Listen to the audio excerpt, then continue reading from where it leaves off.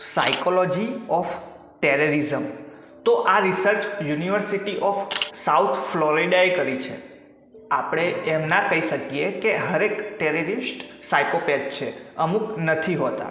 બાળપણના દુર્વ્યવહાર અને trauma and themes of perceived injustice and humiliation often are prominent in terrorist biographies but do not really help to explain terrorism.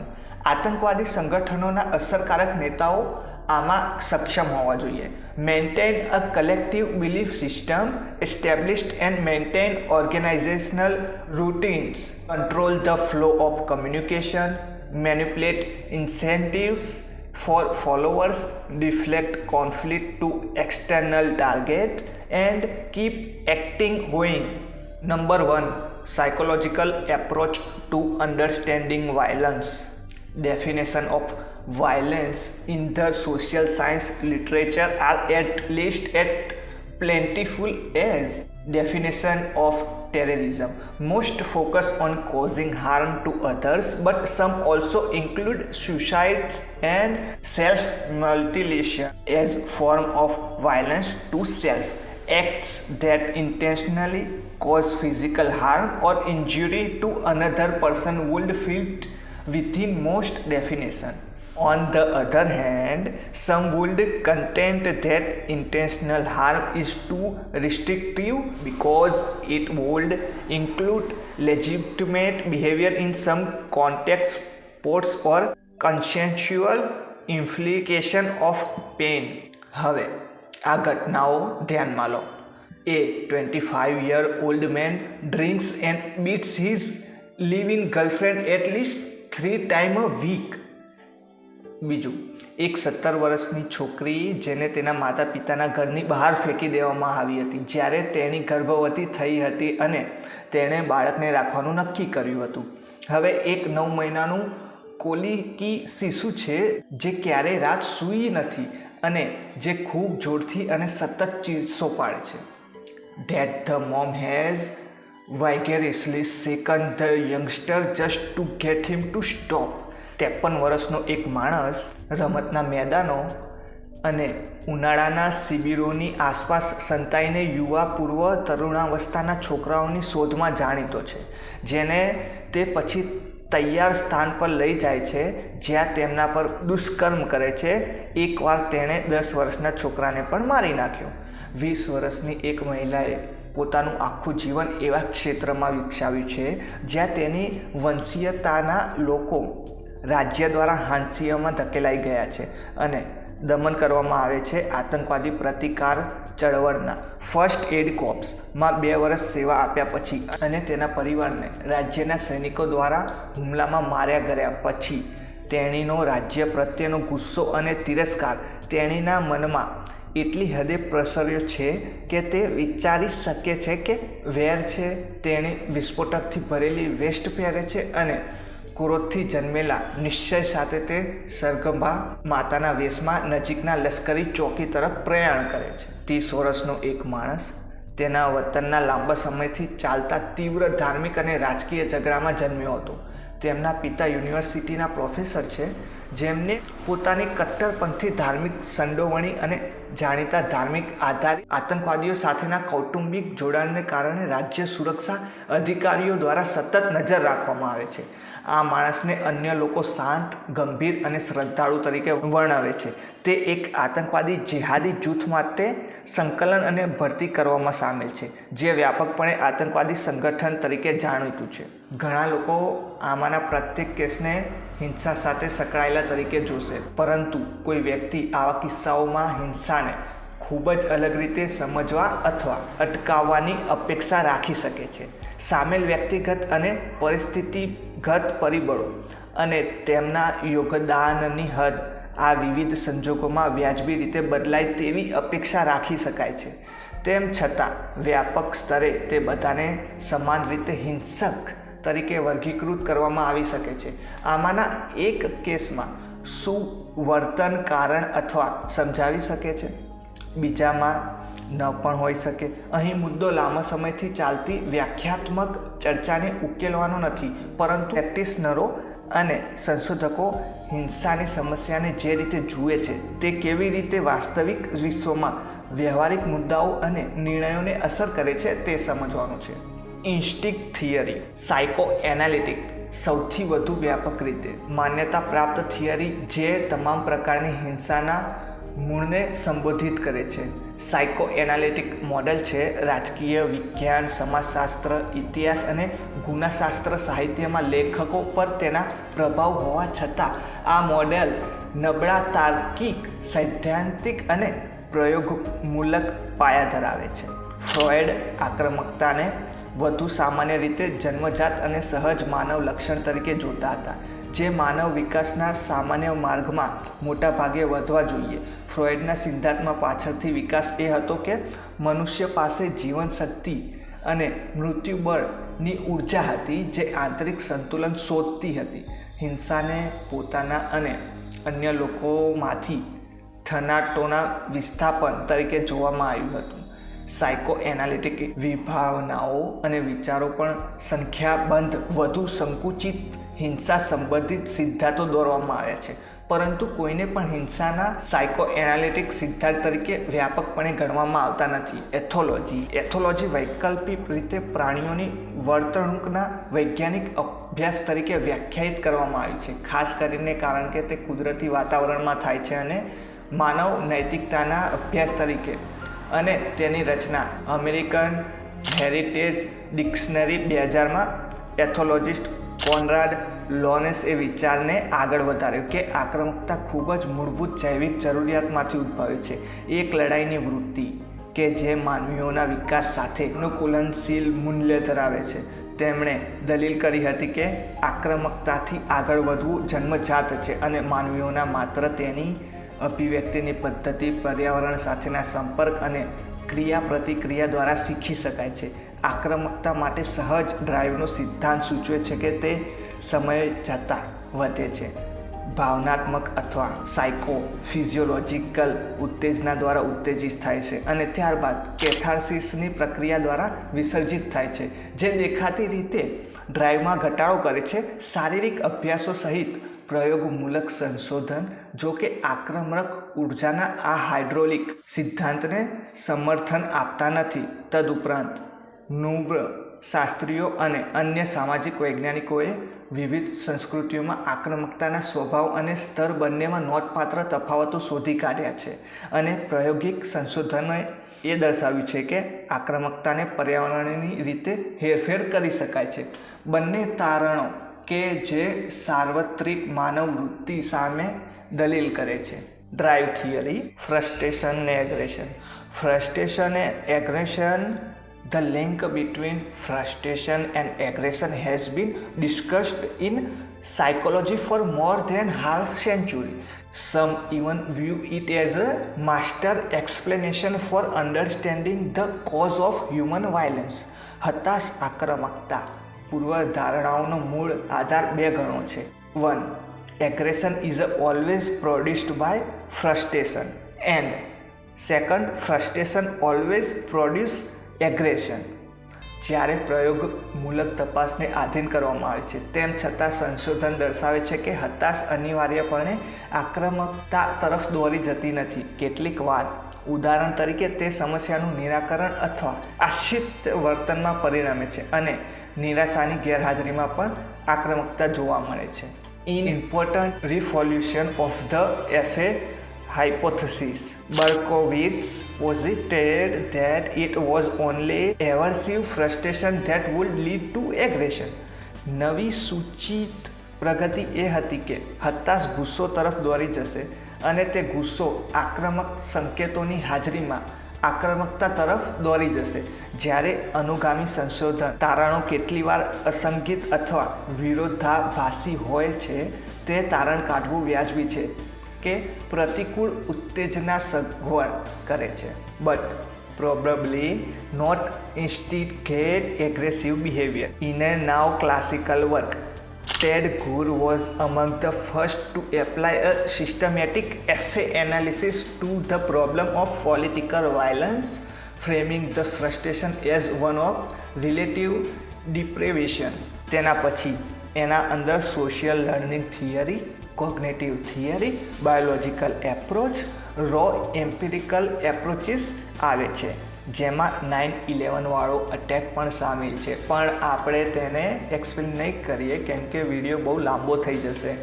Next, conclusion. No signal theory has gained essence as a explanatory model for all type of violence. કદાચ હિંસક ગણાતા વર્તણૂકમાંની વિવિધતા આવા વૈશ્વિક સિદ્ધાંત માટે એક સહજ અવરોધ ઊભો કરે છે. સામાજિક શિક્ષણ અને સામાજિક સમજશક્તિના અભિગમોને કેટલીક સૌથી વ્યાપક પ્રયોગમૂલક ધ્યાન અને સમર્થન પ્રાપ્ત થયું છે, પરંતુ ખાસ કરીને આતંકવાદ માટે જરૂરી નથી. આતંકવાદી હિંસા મોટાભાગે ઇરાદાપૂર્વક, વ્યૂહાત્મક અને સાધનાત્મક હોય છે. તે વૈચારિક, દાખલા તરીકે રાજકીય, ધાર્મિક ઉદ્દેશ્યો સાથે જોડાયેલું છે અને તેને ન્યાયી ઠેરવવામાં આવે છે, અને તેમાં લગભગ હંમેશા એક જૂથ અથવા બહુવિધ અભિનેતાઓ સમર્થક સામેલ હોય છે. આ તમામ મુદ્દાઓ હિંસાના સ્વરૂપ તરીકે આતંકવાદના નિર્માણમાં જટિલતા ઉમેરે છે અને એકીકૃત સ્પષ્ટીકરણ સિદ્ધાંતના ઉદ્ભવનને પડકારે છે. Next, how and why people enter, stay in and leave terrorist organization. One is motive and vulnerability. Pronounce કરવામાં થોડું ઉપર નીચે થાય તો જોઈ લેજો. આપેલ વાતાવરણમાં કઈ રીતે અને કઈ વ્યક્તિઓ આતંકવાદી બનવાની પ્રક્રિયામાં પ્રવેશ કરશે તે સમજવાના મુખ્ય મનોવૈજ્ઞાનિક પરિબળોમાં હેતુ અને નબળાઈ છે. વ્યાખ્યા દ્વારા તે હેતુ, લાગણી, ઈચ્છા, શારીરિક જરૂરિયાત અથવા સમાન આવેગ છે જે ક્રિયા માટે ઉશ્કેરીકરણ તરીકે કાર્ય કરે છે, અને નબળાઈ એ સમજાવટ અથવા લાલચ તરીકે સંવેદનશીલતા અથવા વશ થવાની જવાબદારીઓને સંદર્ભ આપે છે. આતંકવાદમાં સામેલ થવા માટે વ્યક્તિની પ્રેરણા ઘણીવાર જૂથનું કારણ અથવા વિચારધારા હોવાનું માનવામાં આવે છે. જો કે ક્રેન્સો નોંધે છે કે તેમ એક વ્યક્તિ તરીકે આતંકવાદીની લોકપ્રિય છબી ઊંડી અને અસ્પષ્ટ રાજકીય પ્રતિબદ્ધતા દ્વારા પ્રેરિત છે, જે વધુ જટિલ વાસ્તવિકતાને અસ્પષ્ટ કરે છે.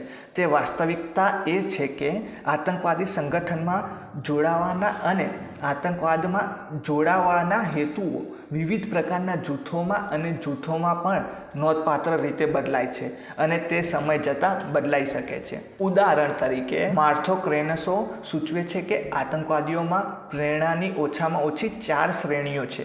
1. The opportunity for action. 2. The need to belong. 3. The desire for social status. And 4. The acquisition of material reward. Post 1942 એ પણ સૂચવવા માટે વધુ આગળ વધ્યું છે કે આતંકવાદ એ કોઈ પણ રાજકીય અથવા વૈચારિક ઉદ્દેશ્યોથી સ્વતંત્ર છે. તેમની દલીલ એવી છે કે કારણ નથી. કારણ જૂથની વિચારધારામાં કોડિફાઈડ તરીકે તર્કની આ લાઇન અનુસાર આતંકવાદીઓ આચરવામાં આવે છે તેવા કૃત્યો માટેનું તર્ક બની જાય છે. ખરેખર આ સ્થિતિની કેન્દ્રિત દલીલ એ છે કે વ્યક્તિઓ આતંકવાદી જૂથોમાં જોડાવા અને આતંકવાદના કૃત્યો કરવા માટે આતંકવાદી બને છે. નબળાઈઓને સમજવાની શોધ આતંકવાદી વ્યક્તિત્વની શોધ સાથે મૂંઝવણમાં ન હોવી જોઈએ. હોર્ગન નબળાઈના મુદ્દાને કદાચ સૌથી વધુ સ્પષ્ટ અને ઉપયોગી રીતે ઘડ્યો છે, કારણ કે અમુક લોકો અન્ય કરતાં વધારે સગાઈ માટે વધુ નિખાલસતા ધરાવતા હોય તેવા પરિબળોને નિર્દેશ કરે છે. વર્તમાન સાહિત્યની સમીક્ષાના આધારે 3 પ્રેરક વિષયો અન્યાય, ઓળખ અને સંબંધ અગ્રણી અને સુસંગીત દેખાય છે. આ થીમ્સ વ્યક્તિની સંભવિત નિખાલસતા અથવા નબળાઈ સાથે પણ સંબંધિત છે. અન્યાય. કથિત અન્યાયને સામાન્ય રીતે હિંસા અને ખાસ કરીને આતંકવાદને સમજવામાં એક કેન્દ્રીય પરિબળ તરીકે લાંબા સમયથી માન્યતા આપવામાં આવી છે, જે કેટલાક પ્રારંભિક લખાણોથી સંબંધિત છે. 1970ના દાયકાના મધ્યમાં હેકર એ તારણ કાઢ્યું હતું કે ઉપચાર કરી શકાય તેવો અન્યાય એ આતંકવાદ માટે મૂળભૂત પ્રેરણા છે. બદલો લેવાની અથવા વેર લેવાની ઈચ્છા એ બીજા પર કામ કરવામાં આવતા અન્યાયના નિવારણ અથવા સુધારણા માટેના સામાન્ય પ્રતિભાવ છે. તે કલ્પના કરવી મુશ્કેલ નથી કે આતંકવાદ પાછળની સૌથી મજબૂત પ્રેરણાઓમાંની એક વેર છે, ખાસ કરીને પોતાની જાતને નહીં પરંતુ અન્ય લોકોને બદલો લેવાની ઈચ્છા. વેર ચોક્કસ અથવા પ્રસરેલું હોઈ શકે છે, પરંતુ તે એક બાધ્યતા પ્રેરક છે જે અન્ય લોકો પ્રત્યેની હિંસા માટે એક શક્તિશાળી હેતુ છે. ખાસ કરીને લોકો અન્યાય માટે જવાબદાર હોવાનું માનવામાં આવે છે. અન્યાયની ધારણાઓને ફરિયાદ તરીકે પણ જોવામાં આવી શકે છે, જેને રોસે આતંકવાદના સૌથી મહત્વપૂર્ણ પ્રેરક કારણ તરીકે રજૂ કરી છે. તે સૂચવે છે કે આવી ફરિયાદો આર્થિક, વંશીય, કાનૂની, રાજકીય, ધાર્મિક અથવા સામાજિક હોઈ શકે છે, અને તે વ્યક્તિઓ, જૂથો, સંસ્થાઓ અથવા લોકોની શ્રેણીઓ પણ લક્ષિત હોઈ શકે છે. આઇડેન્ટિટી, ઓળખ. વ્યક્તિની મનોવૈજ્ઞાનિક ઓળખ એ વ્યક્તિના મૂળભૂત મૂલ્યો, વલણો અને માન્યતાઓ, સ્વની એક વિકસિત સ્થિર ભાવના અને ઉકેલાયેલ સુરક્ષા છે. વિકાસની દ્રષ્ટિએ તેની રચના સામાન્ય રીતે કિશોરાવસ્થા અથવા યુવાન પુખ્તાવસ્થાના સંકટમાં થાય છે, અને તે તોફાની અને ભાવનાત્મક રીતે પડકારરૂપ છે. જો કે વ્યક્તિગત ઓળખનો સફળ વિકાસ વ્યક્તિની અખંડિતતા અને સાતત્ય માટે જરૂરી છે. વ્યક્તિની ઓળખની શોધ તેને વિવિધ રીતે ઉગ્રવાદી અથવા આતંકવાદી સંગઠનો તરફ ખેંચી શકે છે. મનોવૈજ્ઞાનિક જીમ માર્શિયા, જેને ઓળખ કીરો કહે છે, તેમાં વ્યક્તિ પડી શકે છે જ્યાં વ્યક્તિગત નિર્ણાયક વિના ભૂમિકા અને વિચારો અને મૂલ્યોનો સમૂહ એક ઓળખ અપનાવવામાં આવે છે. મોટાભાગની આત્યંતિક વિચારધારાઓની નિરંકુશ કાળો અને સફેદ પ્રકૃતિ ઘણીવાર તે લોકો માટે આકર્ષક હોય છે જેઓ જટિલ વિશ્વને નેવિગેટ કરવાની જટિલતા અને તણાવથી અભિભૂત અનુભવે છે. આ પ્રક્રિયાનો એક પ્રકાર છે જેમાં વ્યક્તિ ફક્ત જૂથ સભ્યપદ દ્વારા તેની અથવા તેણીની ઓળખને વ્યાખ્યાયિત કરે છે. અનિવાર્યપણે વ્યક્તિની વ્યક્તિગત ઓળખ એક જૂથ ઓળખ સાથે મર્જ કરવામાં આવે છે, જેમાં વ્યક્તિત્વ અથવા વિશિષ્ટતાની કોઈ ભાવના હોતી નથી. જોન્સ અને ફેલ્ડમેન સૂચવે છે તેમ આતંકવાદી જૂથમાં સભ્યપદ એ વ્યક્તિત્વ માટે ઓળખ અથવા સંબંધની ભાવના પ્રદાન કરે છે. જેમની ઓળખની અંતર્ગત સમજમાં ખામી છે, આ વ્યક્તિઓ માટે આતંકવાદ જૂથ સાથે જોડાયેલ એ તેમની મનોસામાજિક ઓળખનો સૌથી મહત્વપૂર્ણ ઘટક બની જાય છે. એક સમાન પદ્ધતિ એવી છે કે જેમાં વ્યક્તિગત અર્થ માટેની ભયાવહ શોધ વ્યક્તિને કોઈ કારણને આગળ વધારવા માટે ભૂમિકા અપનાવવા દબાણ કરે છે, જેમાં તેની યોગ્યતાનું બહુ ઓછું અથવા કોઈ વિચારશીલ વિશ્લેષણ અથવા વિચારણા કરવામાં આવી નથી. સારામાં, વ્યક્તિ મુશ્કેલ પ્રશ્ન "હું કોણ છું?" ઉકેલે છે, ફક્ત તેને અથવા પોતાને આતંકવાદી સ્વતંત્ર સેનાની શાહિદ અથવા સમાન ભૂમિકા તરીકે વ્યાખ્યાયિત કરીને. આતંકવાદી સંગઠનમાં ભરતી માટેના સંજોગોના ક્લાસિસ સમૂહનું વર્ણન કરે છે. આ યુવાનો તેમના જીવનના એવા સમયે પોતાને શોધે છે જ્યારે તેઓ અર્થપૂર્ણ વર્તનમાં જોડાવાની આશા સાથે ભવિષ્ય તરફ જોઈ રહ્યા હોય છે જે સંતોષકારક હશે અને તેમને આગળ લાવો. ઉન્નતિ માટેની તકો સાહિત્ય તેમના ઉદ્દેશ્ય સંજોગો વર્ચ્યુઅલ રીતે અસ્તિત્વમાં નથી. તેઓ તેમની ધાર્મિક સામૂહિક ઓળખ માટે અમુક દિશા શોધે છે, પરંતુ તેમના સમુદાયની અત્યંત વંચિત સ્થિતિ તેમને સ્પષ્ટ રીતે વ્યાખ્યાયિત સામૂહિક ઓળખ વિના હાંસિયામાં ધકેલી દેવાની અને હારી ગયેલા અનુભવે છે. હવે છે સંબંધિત. કટ્ટરપંથી ઉગ્રવાદી જૂથોમાં ઘણા સંભવિત આતંકવાદીઓ માત્ર અર્થની ભાવના જ નહીં પણ સંબંધ, જોડાણ અને જોડાણની ભાવના પણ શોધે છે. લકબાઉ અને સહકર્મીઓ દલીલ કરે છે કે સંભવિત આતંકવાદીઓમાં જોડાવાનું વાસ્તવિક કારણ અથવા મનોવૈજ્ઞાનિક પ્રેરણા એ સંબંધની મોટી જરૂરિયાત છે. સમાજના હાંસિયામાંથી આ વિમુખ વ્યક્તિઓ માટે આતંકવાદી જૂથમાં જોડાવું એ જીવનભરના અસ્વીકાર પછી સંબંધની પ્રથમ વાસ્તવિક લાગણીનું પ્રતિનિધિત્વ કરે છે. અને આતંકવાદી જૂથ એ કુટુંબ બનવાનું હતું જે તેઓ ક્યારેય નહોતું હતું. જોડાવા માટે પ્રેરક પરિબળ, રહેવા માટેનું અનિવાર્ય કારણ અને અભિનય માટે બળવાન પ્રભાવ તરીકે સંબંધની આ મજબૂત ભાવનાનું નિર્ણાયક મહત્ત્વ છે. વોલ્કન દલીલ કરી હતી કે આતંકવાદી જૂથોની ઓળખ માટે વ્યક્તિત્વને વશ કરીને કુટુંબની સુરક્ષા પૂરી પાડી શકે છે. એક રક્ષણાત્મક કોકૂન બનવામાં આવે છે જે પ્રતિકૂળ વિશ્વમાં આશ્રય આપે છે.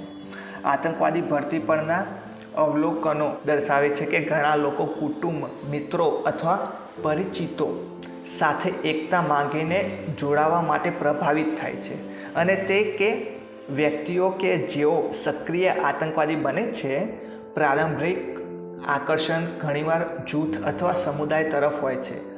અમૂર્ત વિચારધારા અથવા હિંસાને બદલે આસ્થાવાનો ખરેખર તે ઉગ્રવાદી જૂથો વચ્ચે આવા મજબૂત સંકલન અને એકતાની છબી છે જે તેમને સંબંધ શોધવાના માર્ગ તરીકે કેટલાક સામાજિક સમૂહો કરતાં વધુ આકર્ષક બનાવે છે. કન્ક્લુઝન: આ 3 પરિબળો અન્યાય, ઓળખ અને સંબંધ ઘણીવાર આતંકવાદીઓમાં થાય છે અને આતંકવાદીઓ સંગઠનોમાં પ્રવેશવા અને આતંકવાદી પ્રવૃત્તિઓમાં જોડાવાના નિર્ણયોને મજબૂત રીતે પ્રભાવિત કરે છે.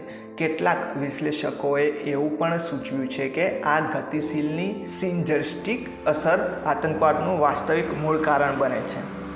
વિચારધારાને અનુલક્ષીને લુકાબોગ અને સહકર્મીઓ ઉદાહરણ તરીકે નિષ્કર્ષ પર આવ્યા જોડાવાનું વાસ્તવિક કારણ અથવા મનોવૈજ્ઞાનિક પ્રેરણાઓ એ સંબંધની મોટી જરૂરિયાત છે.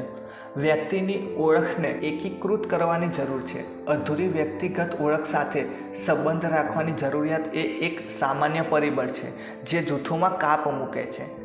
જેરોલ્ડ પોસ્ટ એ સામાન્ય રીતે સિદ્ધાંત આપ્યો છે કે વિભાજનને ઉકેલવા અને પોતાની સાથે અને સમાજ સાથે એક થવા માટે સંબંધ રાખવાની જરૂરિયાત સ્થિર ઓળખની જરૂરિયાત એ એક મહત્વપૂર્ણ સેતુ ખ્યાલ છે જે વર્તનમાં સમાનતાને સમજવામાં મદદ કરે છે.